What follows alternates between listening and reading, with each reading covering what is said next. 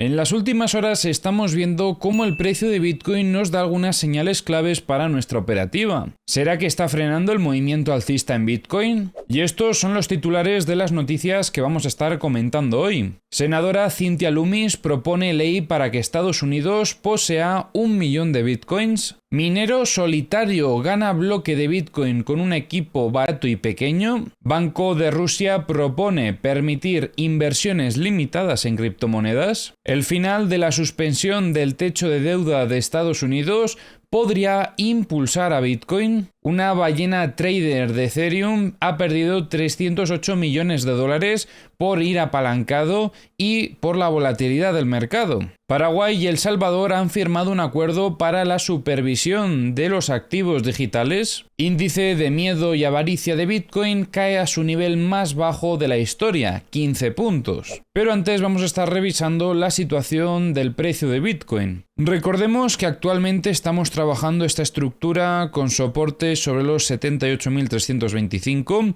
y resistencia sobre la zona de los 95.150. Esta estructura se comenzó a desarrollar tras haber roto el equilibrio de la mayor y haber iniciado un movimiento bajista tras una redistribución dentro de la estructura anterior. Durante este movimiento bajista se llevaba muchísima liquidez que había sobre esta zona, en zona de longs, y veíamos cómo el precio finalizaba una fase A de la estructura en este punto.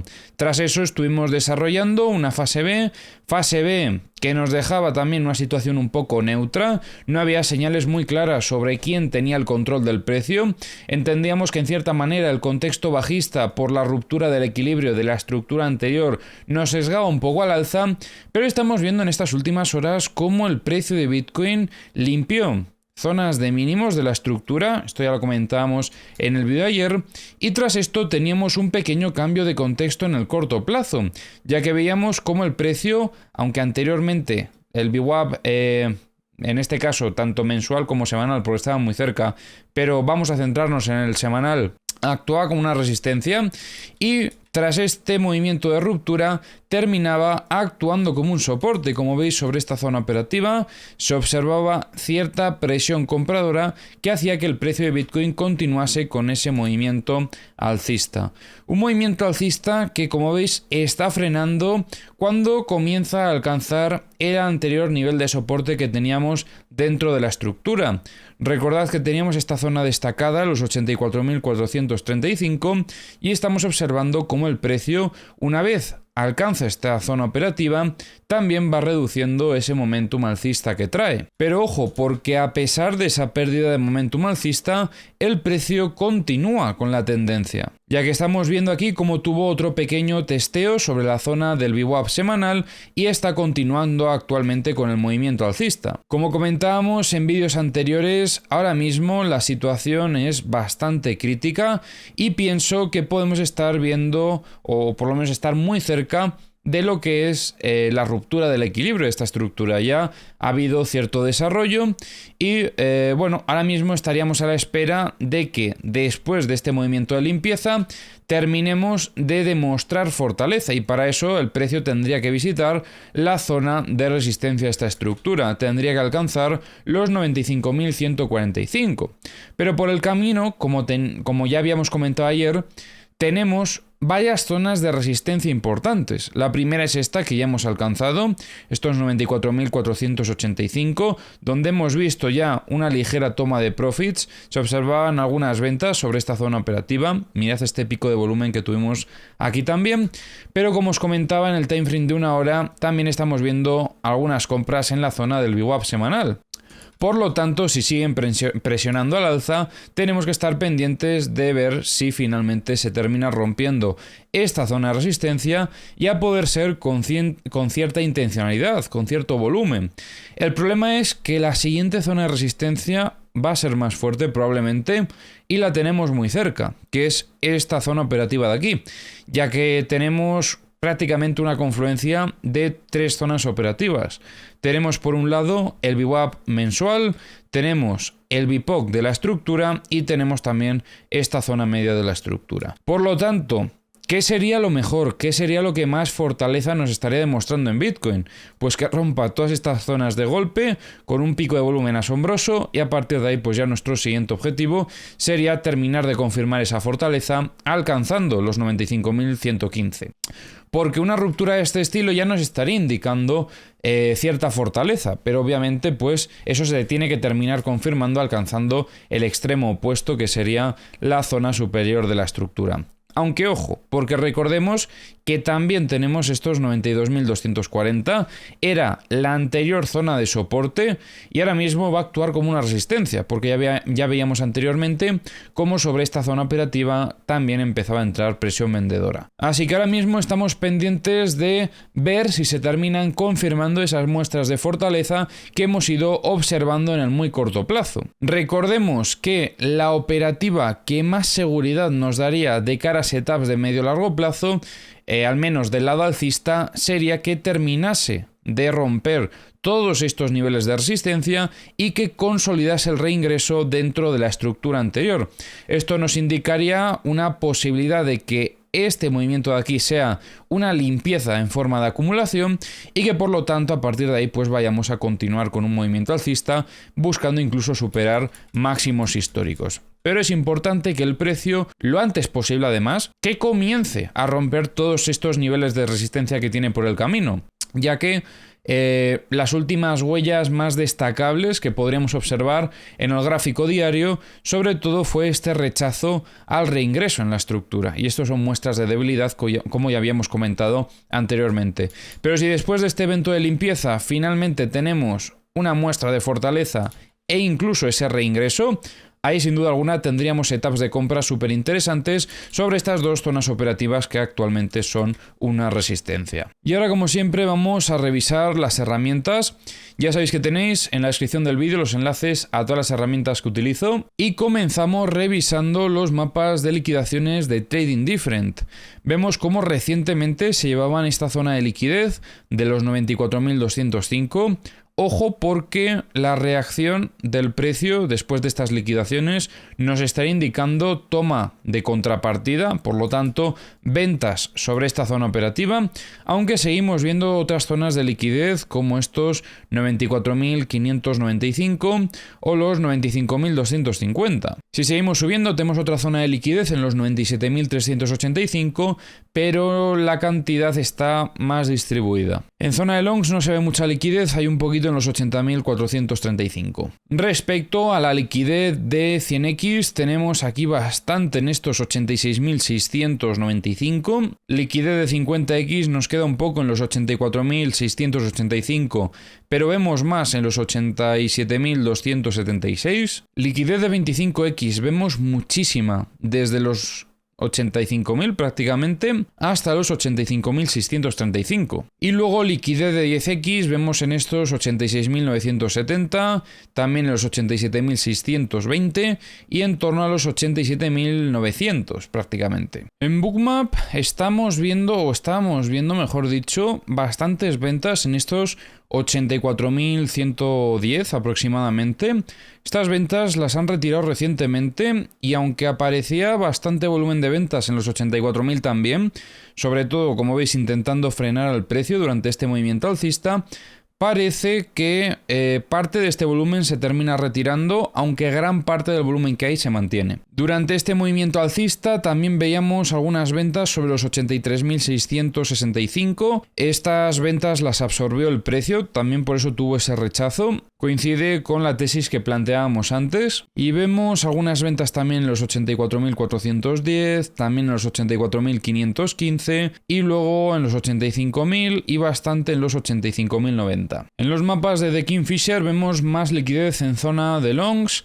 Tenemos en estos 77.795, tenemos mucha liquidez en los 71.785 y también en torno a los 63.780. En los mapas de corto plazo, sin embargo, tenemos más liquidez en zona de shorts, en estos 84.275, en los 84.825, 85.540 y en torno a los 86.135. En los mapas de High Leverage tenemos un poco de liquidez en los 81.580 y sobre todo en los 84.080. En los CBDs veo compras importantes por parte de Coinbase y ya llevan unos cuantos días con esta dinámica. Yo diría que están liderando el movimiento alcista actual que estamos viendo en Bitcoin. Por otro lado, Bitfinex, que ha estado comprando también durante cierto tiempo de forma continuada. Kraken compra y vende, no cambia mucho la cosa, quizás el balance es un poquito más positivo. Haciendo algo similar Bybit en este caso y Binance más de lo mismo. Y ahora vamos a comentar las noticias que tenemos para hoy. La senadora estadounidense Cynthia Lummis reintrodujo la ley Bitcoin en el Congreso. Este proyecto de ley propone que el gobierno de Estados Unidos adquiera 200.000 bitcoins anualmente durante 5 años. Esto haría un total de 1 millón de bitcoins. La adquisición se financiaría diversificando fondos existentes del sistema de la Reserva Federal y el Departamento del Tesoro. Además, la ley permite que Estados Unidos posea más de 1 millón de bitcoins mediante otros medios legales, como confiscaciones o donaciones. Un minero solitario logró minar el bloque 887.212 de la blockchain de Bitcoin, utilizando una máquina que es bastante pequeña, es literalmente una máquina de bolsillo y de muy bajo coste. Esta hazaña le permitió obtener una recompensa de 3,15 bitcoins, equivalente a aproximadamente $263.000. Las probabilidades de lograr esto con ese equipo eran extremadamente bajas. Sería una estimación más o menos de 1 entre 1 millón. El Banco Central de Rusia propuso un régimen experimental de 3 años que permitiría a un grupo limitado de inversores rusos comprar y vender criptomonedas como Bitcoin. Este grupo estaría compuesto por inversores con al menos 1,1 millones de dólares en valores y depósitos. A pesar de esta propuesta, el uso de criptomonedas como medio de pago seguiría prohibido en Rusia. El 14 de marzo finalizará el periodo de suspensión del techo de deuda de Estados Unidos, lo que podría inyectar nueva liquidez en los mercados financieros. Analistas sugieren que esta reanudación del gasto público podría impulsar la demanda de activos financieros, incluyendo Bitcoin, y potencialmente catalizar un repunte en su precio. Un inversor de gran escala, conocido como ballena en el sector cripto, sufrió una liquidación de más de 308 millones de dólares en una posición en long que estaba apalancada a 50x en Ether.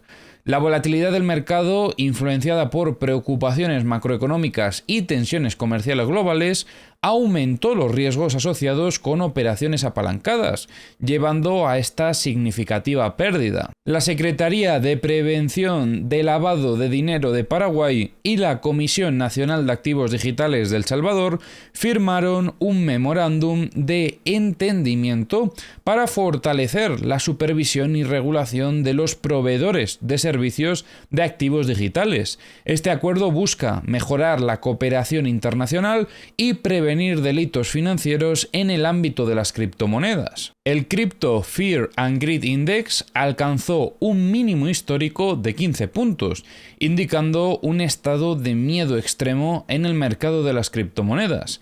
Sin embargo, tras una ligera recuperación del precio de Bitcoin, el índice mostró señales de alivio, acercándose a la línea de miedo de 19 puntos. Hoy teníamos los datos del IPC en Estados Unidos.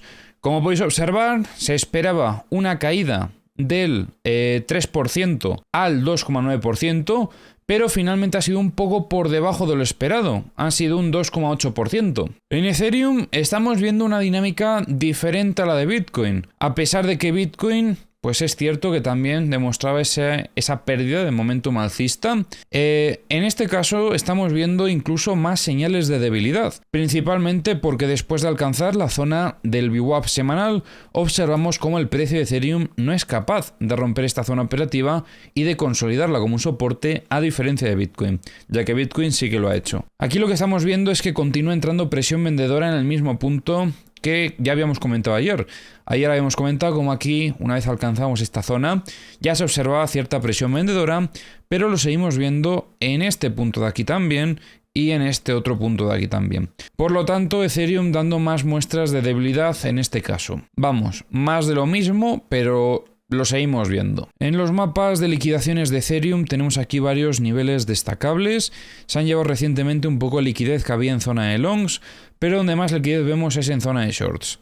Tenemos en estos 1975 y también en estos 2090. Liquidez de 100x no veo nada destacable y liquidez de 50x un poquito en torno a los 1975, pero muy poco. Liquidez de 25x sí que vemos bastante en los 1975 y liquidez de 10x, ojo con esto porque tenemos varios niveles destacables. Primero, en torno a los 2085 aproximadamente y luego tenemos desde los 1730, hasta los 1710. En Bookmap vemos algunas ventas en los 1928, también los 1945 y compras se ve un poquito de volumen en los 1875. En los mapas de liquidaciones de The Kingfisher tenemos bastante liquidez en zona de shorts en estos 2035. En los mapas de corto plazo tenemos liquidez en los 1920, también en torno a los 1940 y un poquito en los 1955. Y en los mapas de High Leverage tenemos liquidez en estos 1850. Y recuerda que si te has quedado sin liquidez,